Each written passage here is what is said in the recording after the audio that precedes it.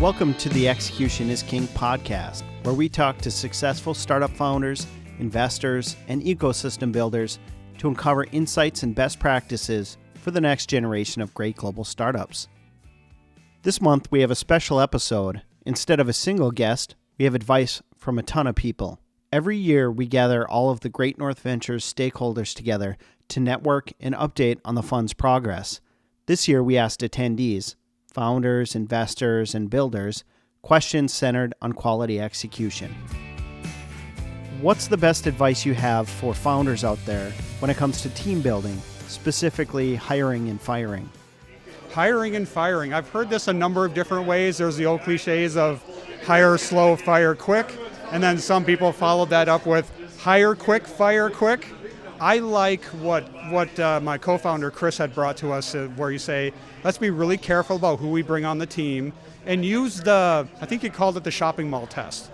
And that test is like, if you hired this person, and on a Saturday you saw them at a shopping mall unexpectedly, would you want to go up and say hi to them? It seems like a simple test, but there's, some people you might want to avoid, and other people you just be like, I got to go say hi. I can't believe I see him at the mall on a Saturday. So that's, we've used that approach. We have really good luck. We've had really good luck with team retention. Our team is really everything to us. People stay with us. So we're really happy with what we've built so far. That was Todd Larson, co-founder of Team Genius. There's kind of the latest and greatest theme out there that is hire slowly and fire quickly. I'm kind of borrowing that, but in my career, I think being upfront with people and really focusing on making sure that as a leader, we're all about doing servant leadership and removing roadblocks for people and making them be the best that they can be. And really celebrating that, I think, is super important. That's the way that I try to manage my teams. I try to surround myself with smart people that can bring things to the table that I necessarily don't see right away. But I think as a team, you collaborate and you always come up with the best ideas and the best approaches. And the sum of all parts is better than just one individual. That was James Donfrancesco, president and co-founder of NextGen. So I've always had a fail fast mentality where founders typically will always just bring anyone they can get their hands on into their company. Some unemployed person, their uncle, a friend, and that's okay in the very, very, very beginning. But as you start getting traction, if people aren't performing well or aren't doing their own basic jobs, you have to cut bait. You have to get out of it. You have to make sure you're working with people in your startup that are moving the ball every day. And if in your gut you know that somebody's not making it, I've seen founders they're committed to people that were there in the beginning because those people were there in the beginning. And so they think being committed to people who were committed is a great rule.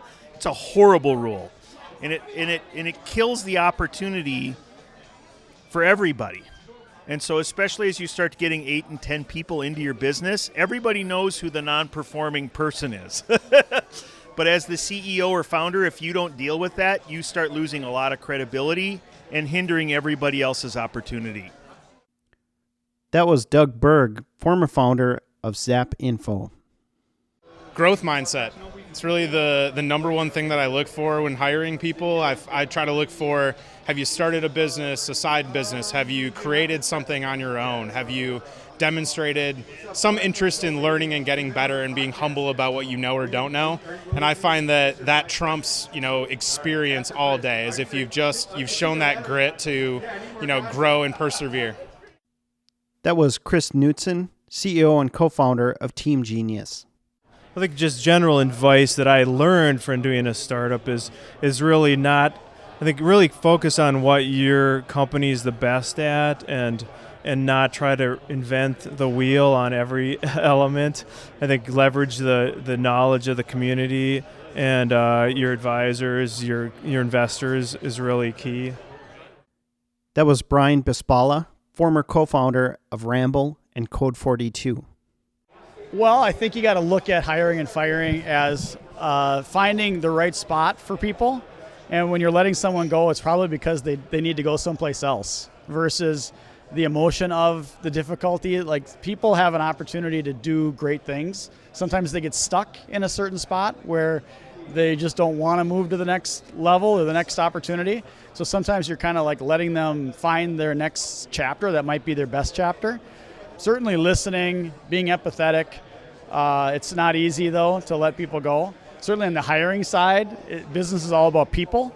And so you cannot take the people side of things for granted at all. You have to be very deliberate, very careful with hiring. It's very easy to hire, very difficult to fire. So being very careful, making sure that you're just not cutting corners on people. At the end of the day, we're all in the people business, and so you want to make sure you have the best possible people. And so being very careful in how you onboard people and also make sure they're part of the culture of your organization's huge. That was Brian Schoenborn, attorney at Moss & Barnett. I think the core of it is always hire people smarter than yourself and empower them to use their expertise and understand what's blocking them or what they need to do their job, and then stay out of their way. And that is really hard to do. You care, you started the business, so you have some expertise, right? So you have to be kind of humble with where your expertise ends and theirs begins, or certainly eclipses yours. But you're hiring these people because they're really good at something that you're not good at. Otherwise, you're hiring wrong. If you're hiring people like you're just way off base.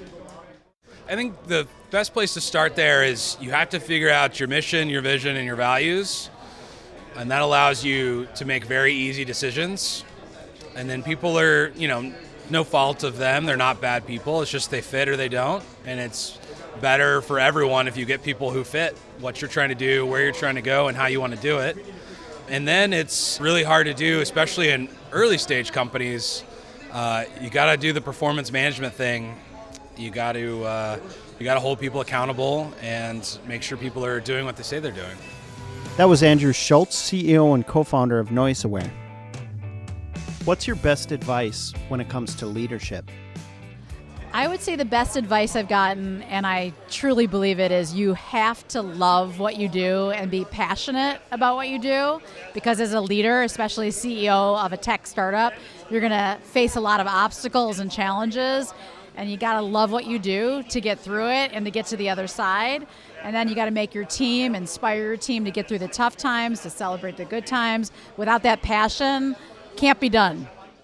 I think with leadership, it's one thing that's really important for CEOs and co-founders that grow something from 2 employees to 50 employees to 100 employees, is to stay focused on the future and the vision and the mission of the company.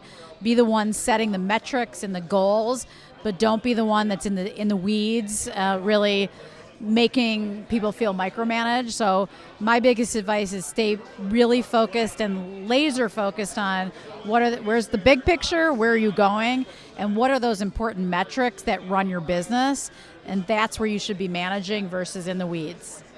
That was Julie Roth-Novak, CEO and co-founder of Party Slate. I would say 2 main pieces of advice for leadership. One is, the old cliche of hire people smarter than you and get out of their way. There's that notion that, if you create a startup, you do it for one of 2 reasons. You either want to be rich or you want to be king. I'm personally one that wants to be rich. At the end of this, I don't have to be in charge of a full team. I don't have to be the boss and make sure that I command this team of people every day. So I've replaced myself in just about every job that I've done so far, including head of engineering. So that's one of the biggest pieces of advice that I'd give. That was Todd Larson. Leadership-wise, I would say the best advice that we've been given is around hiring great leaders and hiring them earlier than you think. And then I would say, the types that you want to be in business with are already pretty curious and have a mentored network, ideally, that they're working with. But having folks that can help you kind of learn some of the stuff you don't know. And then the other piece would be, for us, we did something called the Entrepreneurial Operating System that came from a book called Traction. So for us, that was actually helping us organize how we work I mean, leadership, I think, is just us being really authentic about what we're doing, where we're going, and then doing that with a system like EOS has been really, that worked for us. That was Ryan Hansen, CRO and co-founder of Dispatch.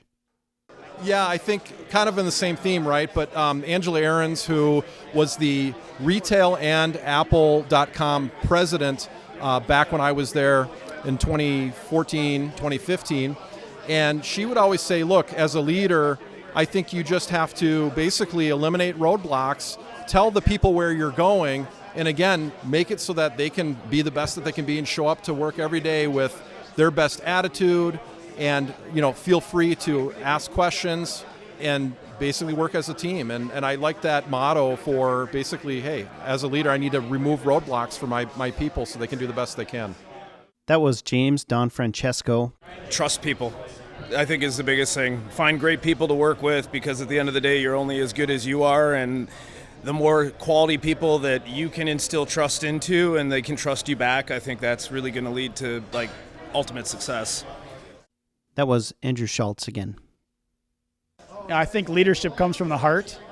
You lead from the heart. The meaning of life is love, and all that matters is time. So you find what you love, the purpose, passion, and when you're into something, when you believe, when you're committed, leadership kind of comes out of you. Doesn't matter what sort of person you are, whether you're an introvert or an extrovert. Leaders lead with their heart. The best leaders lead with their heart, and they connect their time with the stuff they're passionate about. And so following your heart is a way to success and happiness, and being a great leader too. That was Brian Schoenborn again. What advice do you have for founders on go-to-market and customer acquisition? So I founded a few companies, and frankly, I think I did a pretty good job of knowing when my product was ready to kind of show to people. I've met a lot of other founders that have kind of overbaked or tried to overbuild their technology so it was perfect and ready to go to market.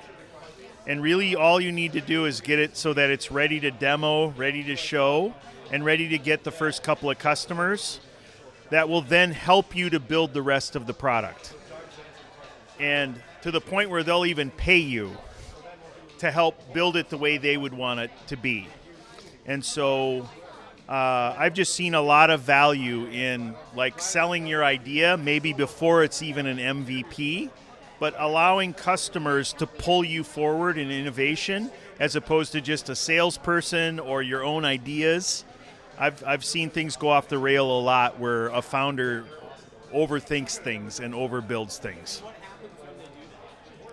They waste time, they waste quarters, they waste years, they kill their home equity lines, they can't get venture funding, they aren't hearing from customers firsthand, and so I see them circling a lot with their ideas.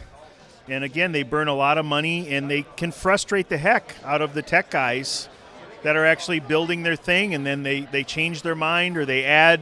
There's always hey, I'm glad you built us to here, but now we need to add these next 5 features for it to, in my mind, be ready to go to market. I've been very fortunate in that I think our Minnesota Nice stuff plays really good with customer acquisition, even if you're selling across the country.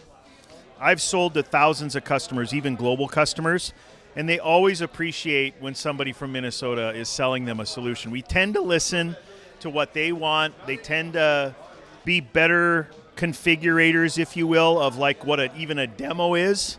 So tell me what you're after. It's kind of what's the menu? Instead of me throwing everything at you, what are you in the mood for right now? So that's thing one. But thing two is, in go-to-market for entrepreneurs, you just have to be very smart. When you acquire your first few customers, you have to pick fights you can win.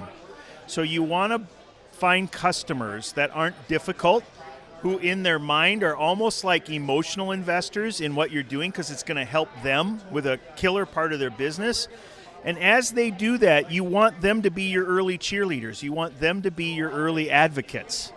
So one of the tricks that I did was I created what I call customer advisory boards right out of the gate. Now, see, if you'll help me innovate, if you'll help me get you into your company, I will help innovate in the direction you want me to, but I also need you to participate, because everything today is around, no one believes the founder of the startup, but they believe the customers that you've helped to accomplish something. And if you can, like I would bring customers we'd won battles with, and I would be on a demo with a big customer, and I'll say, hey, I hope you don't mind, but I've invited one of our other customers to participate in the demo today, and they're going to share what we've done for them. It's earth-changing to be able to have that kind of participation in your deals, because you will get to market tremendously faster than hoping or waiting to build 10 customers with 10 referenceable accounts, with 10 white papers, with 10...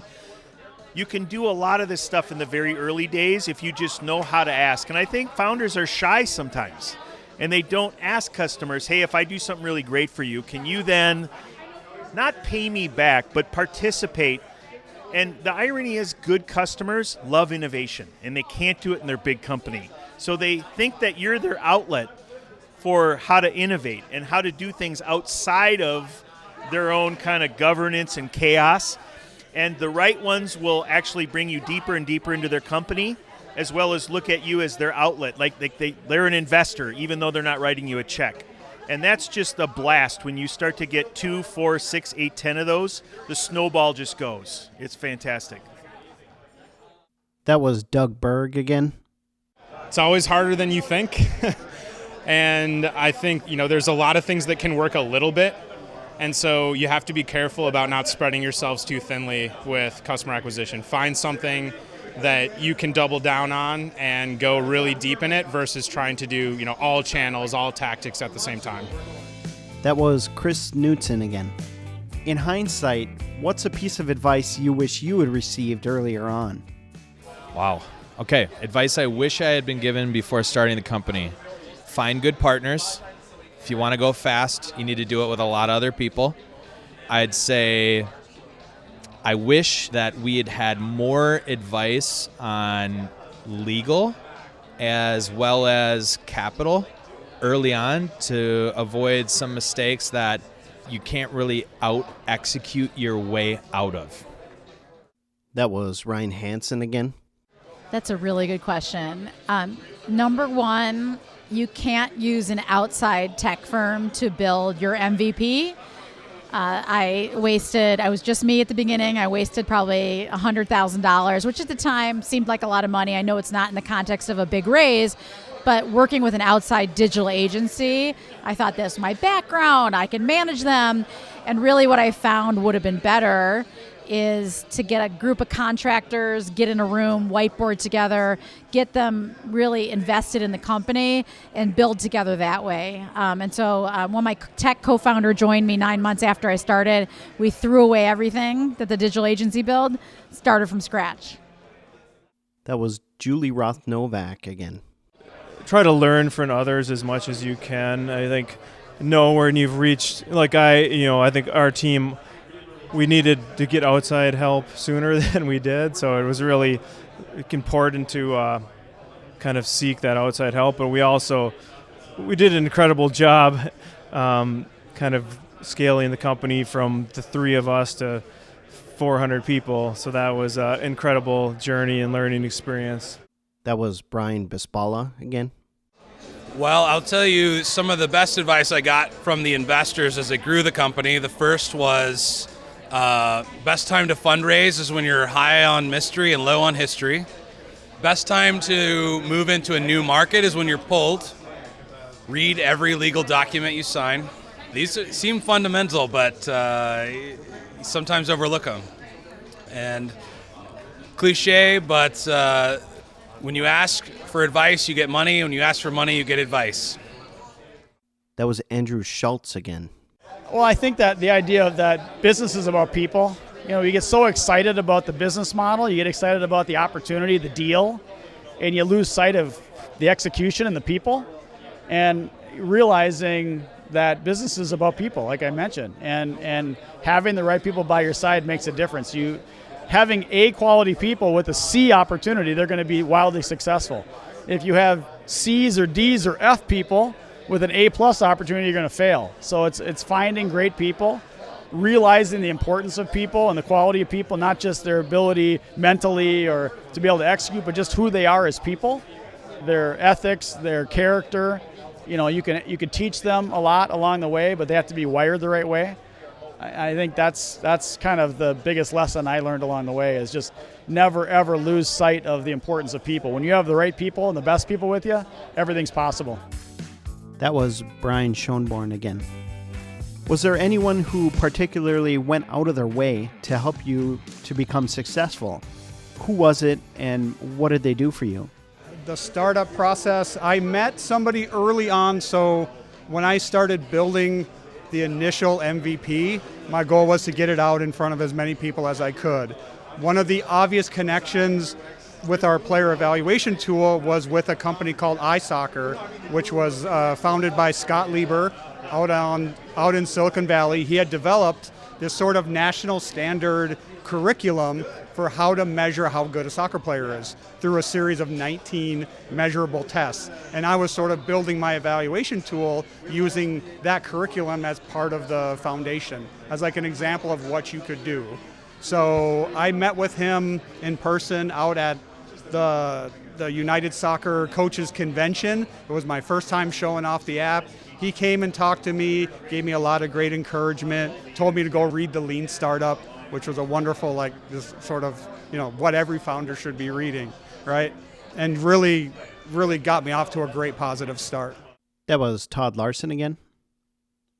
For me, in a closer network, I would say several of the founders that I worked with at Sports Engine were invaluable to me when we went out on our own journey. To be able to come back to some of those folks who were founders and had done this before and ask for their perspective and maybe help us with some of the items, help us kind of learn what we had no idea we didn't know.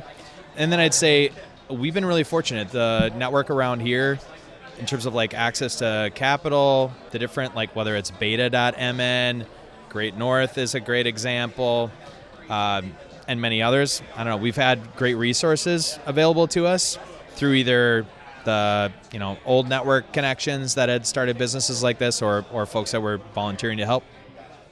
That was Ryan Hansen again. Yeah, I think in the early days, as an example, Mindy Weiss, who's a celebrity event planner out of LA, really was drawn to our model of really focusing on events for the inspiration, not hairstyles or dresses or great gifts. It was all about the creativity of the event itself. And so very early on, Mindy Weiss, who does all the Kardashian parties and everything else, came onto our advisory board. And literally I had just launched. It was a PowerPoint in a dream. And she said, "Julie, I want to help you." And by getting Mindy Weiss on board, probably one of the most well-known wedding and event planners in the country, if not the world, she really legitimized what we were doing and our vision, and that helped get a lot other people on board with Party Slate. That was Julie Roth-Novak again.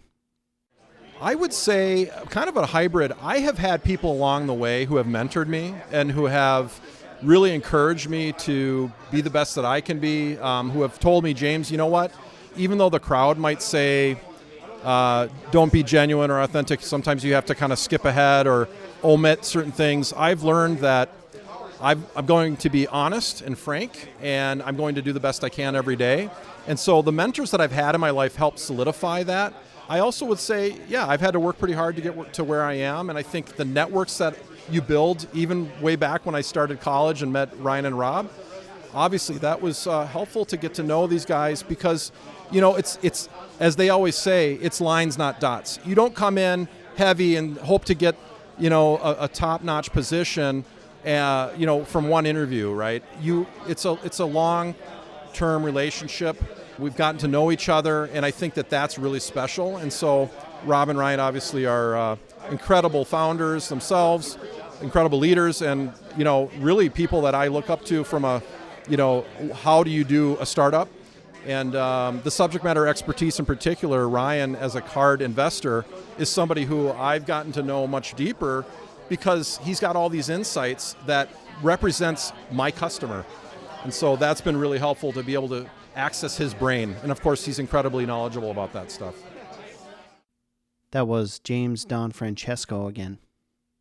A few people along the way, some of our angel investors that were seasoned entrepreneurs and seasoned investors that had been through many different companies, were able to provide with lots of, I guess, more than answers, questions, because like what I found is the answer doesn't matter nearly as much as the question. So knowing the right things to ask at the right time, that's probably been the best piece of advice. That was Jai Kissoon, president of Treble LLC. I'm going to say Brian Schoenborn. Brian is on our board, and he's an investor, but he spent a lot of time early on connecting the dots for us. I'd say at least half of our investors came through Brian, and he's put a lot of time. We talked to him every single week in the early days, advisory calls, put a lot of time aside for us. That was Chris Knutson again. Well, I can't think of any specific person other than my two co-founders. I think having three founders of a company was vital because, as any startup can attest to, there's definitely ups and downs. So without the benefit of great partners that you really trust to support you through those ups and downs, one person can be having a crappy day and the other person can really help keep you going. I think we had many moments where we're like, what the hell are we doing here? Why are we doing this? And I think the combination of having those key founders, those people you are in battle with and living that through really help keep you going. So that, I think my two partners are almost the ones that I think of top of mind. So that was Brian Bispala again. Our very first investor, I still talk to on a weekly basis, generally for less than 30 minutes, but just a real quick check-in. And it's the hardest part about starting a company and leading a company is you're kind of alone. There's no one you can really ask for advice. You're, by definition, the expert in the world at whatever you do. And having some outside perspective, just talk through the issues you're dealing with is incredibly valuable. Whether it helps or not, you still have the choice to take their advice or not, but just the ability to talk through it and not feel alone is incredibly important. That was Andrew Schultz again. We'll close with Jai Kissoon giving his best advice to founders on fundraising, which is just great general advice for founders as well. Have your story down. I mean, honestly, it really comes down to having that guiding mission. And I know it's bigger than a mission statement, bigger than a value statement, and then bringing everything back to that story and being able to have, everything reflected from financial performance to what you're doing in marketing, really fall in line with that story. Thanks for joining us on Execution is King.